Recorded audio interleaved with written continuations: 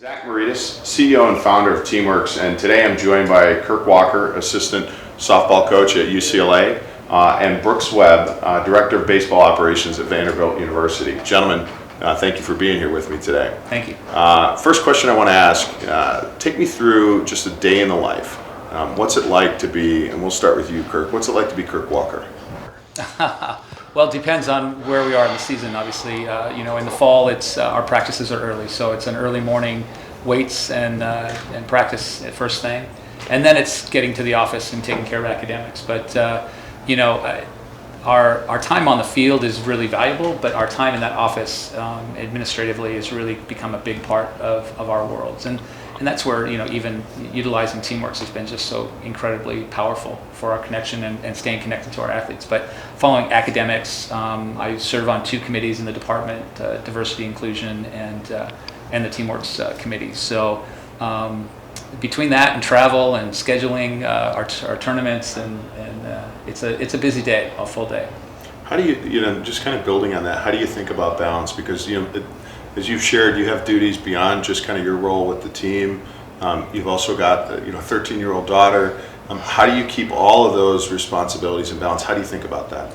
Well, I think what I try and focus on is when I'm in the office or I'm at the field, I really try and commit to that. That's where my focus is. That's where my time is. I can't really handle things in the office while I'm at the field. And when I'm in the office taking care of things, I can't really be too concerned about what happened on the field that day. So, and then certainly separating out when you're at home. So that time when I'm with my daughter, I don't want to be trying managing the softball world. So I think really the important thing is to be in the moment, to be engaged where you are, and then you can hopefully be at your best in that moment. And all the other issues are going to be there when you kind of move to the next moment in time. I think that's really important. I mean, just not only allocating the time, but being present. Being really, sure. really focused on kind of what is in front of you at that moment. I think that's great. Brooks, day in the life. Day in the life for me, I think first off, we have a tremendous support staff that I get to work with every day, and I think we are effectively have our hands in every area that touches what's going on off the field that can help our coaches coach, and putting in, I would say, the most consistent and repeatable processes we can for our student athletes to give them the best experience that we can on and off the field. And I think the biggest thing that always resonates with me is we have a lot of people on our staff. We have a great harmony amongst our staff, but they all have servant hearts. So when we attack the day, however that may be, whatever time of year we're in, and just like Kirk said, every piece and every month is a little bit different in kind of where you're at and what you're trying to do. But everything from how we're planning travel and how we're planning road trips down to the detail of trying to replicate our home environment when we're on the road, game scheduling like Kirk mentioned, and trying to balance not just bringing in quality opponents, but managing your future RPI and the ability to go play in pockets of the country where maybe that you can recruit that you hadn't been able to before.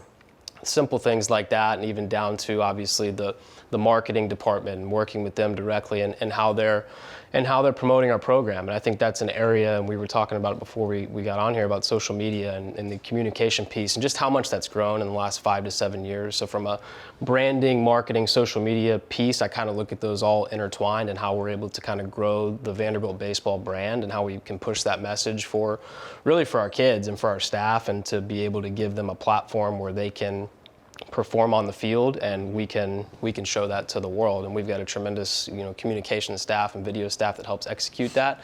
But I think we've probably evolved into more of a where it used to be more of a spring promotion to a 365-day-a-year operation, where there's always a story to tell, whether that's our current team, whether that's our past players, or whether that's our guys that are playing professional baseball. It's become more of a, okay, what are we doing this week? What is the plan this week? Or how are we going to sell the Vandy Boys brand and move that forward? And I think that's something that, I would say spend quite a bit of time on. But, that's a brief synopsis, I would say, of a little bit of a day in the life. But every day is different. Every day is a lot of fun and challenging, as Kirk knows. And as you know, you're dealing with a lot of different personalities, and the thing that keeps you coming back is just the passion of the student athletes and the ability to work with great people. And if you can have those two things, it's it makes it really enjoyable. So one of the things that you said, you talked about kind of building repeatable process. And I think that's interesting because, number one, that's what allows you to kind of scale your operation or be able to deliver a consistent experience.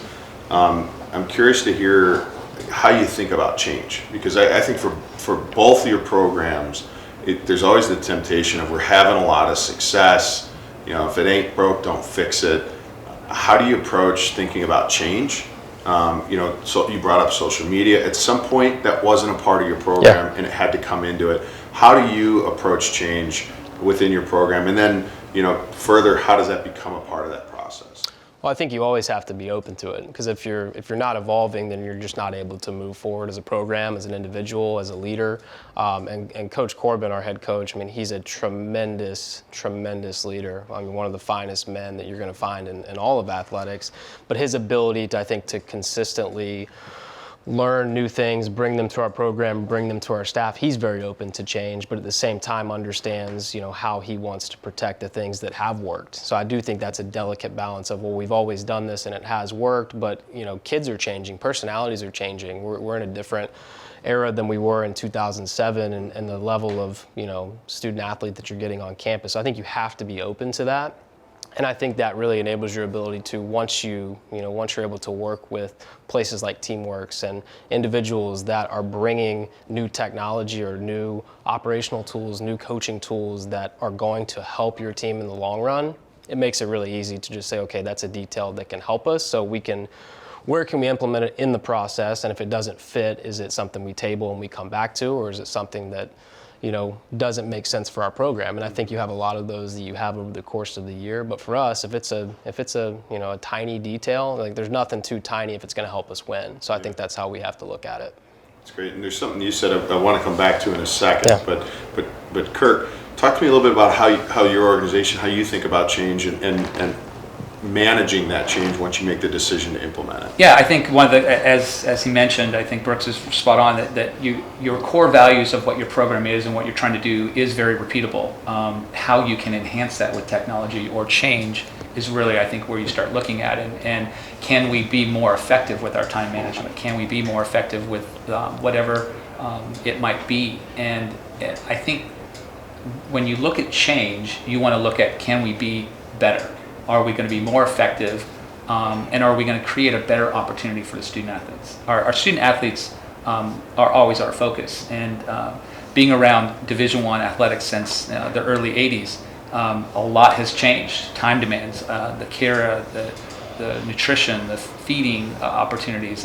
It's all changed and constantly changing. So we have to be fluid and dynamic and make sure that we're serving our student athletes so that they can be the best that they can be. But what you always want to stay consistent with is your core values of what you're doing in your program. And I think programs like Vanderbilt baseball, and UCLA softball are doing things the right way. And I think that's can always be enhanced by technology and change. It's interesting to hear you say that, because it's really, as you said, it's your core values and your mission of serving student athletes that almost compels you to change. Absolutely. And I think that's really important. So one of the things that I think is always in flux is the next generation of athletes, right? The athletes that are coming into your organizations today are not the same as the athletes that were my generation. I'm curious, Kirk, starting with you, what are you seeing that's different about the current generation of athletes that are coming into your program? Well, they're coming in far more savvy with technology. They're coming in more I guess just with a different understanding about the game, about how to compete. We are in a glass bubble now, so I think the athletes all are coming in way more informed, but they're not necessarily coming in dramatically more prepared. So it's great point. It's almost that they know what's happening, but they still don't know how to deal with it. So I think when it comes to, I often say we live Groundhog's Day. It's the life of a 18 to 22-year-olds, and we live it day after day after day. And for them, it's the first time they're experiencing a challenge, a failure in a test, or a relationship ending, or whatever it might be, and it feels like the end of the world to them. And so you want to find that fine balance. So to me, they're coming in far more educated and aware, but they're still coming in unprepared for everything that's coming at them. Brooks, how about you? What are you seeing? Yeah, I would certainly concur with most of your thoughts, and everything now, Zach, is at the click of a button. They have access to so much information. I think that's tremendous, and I know we've all benefited from the use of technology in our lives and where we're at in these stages, but at the same time, for a high school kid, I think a lot of times it can be information overload. Now, how they use it, how they absorb that information, some kids are just different than others in how they use it and how they will move forward and utilize it as they become, college student athletes. But to me, I think it's the human interaction piece that I would say has changed the most, and what I've seen in the last 5, 7, 10 years is just the ability to sit down and have a one-on-one conversation. And I think if you can't do that as a high schooler, you're going to have a hard time doing it in a locker room, and you're going to have an even harder time being coached. And I think that gets back to the competitive piece, and you mentioned it. We're in a space now, not just in baseball, softball, where you can go play in an 8-year-old tournament in your hometown, and you're going to get a championship ring for finishing in 3rd place in a tournament with 12 teams. And that just sends a really poor message to what winning and losing is about. And I think a lot of kids have become callous to what a win and a loss means. So when they do play for things that matter, it doesn't mean as much to them. And when they get to the college level, they're at a point where they've lived that for 10, 12 years or less than that.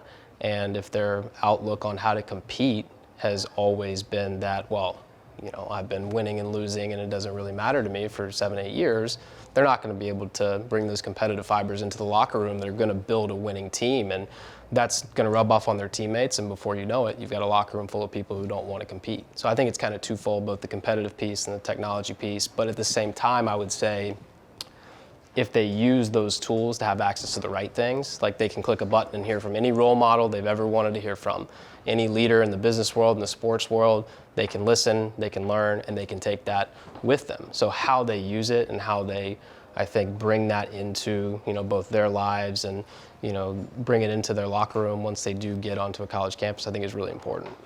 So it's interesting what you touched on there when you talk about how their mindset towards competition in some cases has been changed because of the experience that they're having in athletics leading up to when they come, before they come to campus.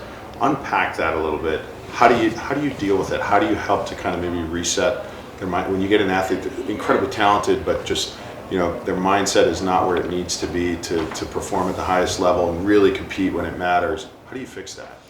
Well, I think it all started for me when I first saw that was when I was at USA Baseball. And, the objective of any, Team USA national team is to compete for a gold medal. And that is the objective and that is the goal. And that's very easy for anybody to seek out and say, okay, this is our path and that's how we have to get there. And you're getting kids from the amateur space that have been ring chasing every weekend, like they call it. And that's fine because they're out there competing, but at the same time, representing your country and representing an amateur team, they're very different things. And you're getting kids that, again, if you're competing for a championship every weekend, they're going to take that same approach when they're competing for their country. So it's almost that, I don't really like the term de-recruit, but you're almost having to try to reverse that mindset of what that means to them. So I think from the college side of things, to me, it's been more about how competitive, and Coach Corbin sets this tone from day one. It's just how competitive can you be in the fall? How can you make everything we do, whether it's off the field and how quickly they may fill out a form on Teamworks, whether it's sprints during preseason conditioning, whether it's your progress in the weight room, whether it's a drill taking ground balls in the field or in a scrimmage or in a game. Like that's being tracked and we're competing, and that's very clear, I think, for our program to see. And when you look to the guy next to you and say, and this guy's outworking me, that's probably because he's out competing you and he's probably doing those things. So how you create that environment of competitiveness, I would say reverse engineer some of that if you get it. But at the same time, for every kid that you get that isn't competitive, there's probably 2 more that came from a home that their parents did bring them up the right way in the sports world and understand what winning and losing is about. So it's how you kind of merge those two to create that competitive environment. It's almost like osmosis. Put it in a jar with somebody who's super competitive. Yeah, no and just doubt. let them rub around. Yeah, well, that competitive environment is really powerful, and I think that they're by nature as an athlete they compete, and they're growing up to get that scholarship, and it's a very individualized thing. So creating that competition around the team is really a powerful thing. It's something that we build in on a daily basis, and competing for just about anything that you're doing. But it is definitely a challenge to keep those athletes growing and understanding that their competitive drive really should not be squelched. It should really be celebrated. Absolutely. Kirk, I'm interested because you're clearly competitive because you've got a lot of things that you have put on your plate. And how do you define success with all the things that you're engaged in, and I think, as a coach, all the committees that you're a part of, as a father, like every day, how do you define success? For me, the success has always been about, am I able to improve the place that I'm at or the people that I'm around? So for me, it's really about serving. So my competitive drive, I love to win, but I only feel like I love to win if I'm helping others, my teammate, or somebody experience something that they haven't experienced or done. So I feel a huge obligation anytime that I'm a part of a group or a part of something to improve it, to leave it in a better place. So whether it be a committee, whether it be being on the rules committee or just serving on a committee in the department, if I can't improve that space, if I can't improve that dialogue, then I feel like it's a failure for me. So that competitive drive is kind of internalized into I think a positive thing, which is making the place better. It's phenomenal. It's a great answer. It's really, I don't know if you can, as you think about it, what I'm hearing is you're competing with how much more can I give to those that I've been positioned to serve, and that's your form of competition. 100%. Love it. I love it. Brooks, how do you define success? Yeah, a lot of the same. I try to approach every day kind of like it's a game day, that there's a tangible outcome to the day. It's either a win or a loss. You moved the program forward or you didn't. And when you're in a support staff role, whether it's operations, administrative assistant, player development, I think it can be difficult to sometimes find that, that motivation is what I'm really doing going to help our team win. And if you get lost in that, then you're going to get off, you're going to get off on the wrong path. So for me, every day it's looking at the details of this will help us at some point. It may not help us tomorrow, it may not help us this season, but it will help us win at some point in the future. So if you can take that approach, and if you go through the day, having that servant mindset of our jobs exist for the student athlete. So if we can do that every single day, no matter what the task is, whether I enjoy it or Kirk enjoys it, we're making the program better and we're creating a better experience for the kids. And that's really what it is about every single day. So that's kind of what wakes me up and gets me into the office each day. And when I leave, there's good days and there's bad days, but every day you leave there, you hope you did at least one thing to move the program forward, at that time. And if you do that, I think you can lay your head down on the pillow at night and feel good about what you're doing. So I'm gonna ask each of you this final question, and I think Kirk, we'll start with you. If I'm somebody at another program that wants to take our program to the level of UCLA softball, what's one piece of advice that you would give to, whether it's a coach, somebody that's in a support staff role, to help elevate their program, something from your program that they could borrow? Yeah, well, I think most importantly, I think it is about creating a culture and a climate of success. So what I learned when I took over at Oregon State and went through that period of time, my goal was ultimately to build something that mirrored UCLA. Obviously, it couldn't be UCLA, but could mirror that. And what I learned pretty quickly was they don't care how much you know until they know how much you care. So regardless of what knowledge I have and what resume I have, the athletes that I'm going to be working with don't really care unless they know that I'm invested in them. So my greatest advice is to say that our ability to engage with our student athletes, to get to them and to find out what they need to be successful is just as important as the knowledge that I'm bringing about how to win a championship or turn a double play or whatever it might be. So I think understanding it's not just based on your knowledge, but it's also based on your heart and your passion in building culture. So get your heart in the right place and the rest will follow. Absolutely. Love it. Brooks? To me, and he mentioned the word culture, and obviously, UCLA softball and I think Vanderbilt baseball have pretty established cultures, but that's a word that I think can be scary to use because it's thrown around pretty recklessly with, programs and teams and coaches who maybe don't know what culture is because they've never been a part of a good one or they've only been a part of a bad one. But for us, it all starts with how you establish a culture, I think, with the people. And what Coach Corbin has done, I think going on 17 years at Vanderbilt now, he'd be the first to tell you when he got there on day one, it was probably about establishing a culture and changing a culture from the program that he inherited in a lot of ways. But that's something that he's built over time. So what has really stuck out to me about him and our program specifically is just the ability to maintain it and to maintain a consistent culture. I think that's really hard to do. It's hard to sustain success. It's hard to recruit the right type of players every single year, and it doesn't translate to championships each spring. That's not the reality. But if you're putting out, if you're bringing in the right type of kids, you're probably going to be putting out the right type of kids too that professional teams want to have access to and that are going to be able to compete for championships. And his mindset is, his job's on the line every single day.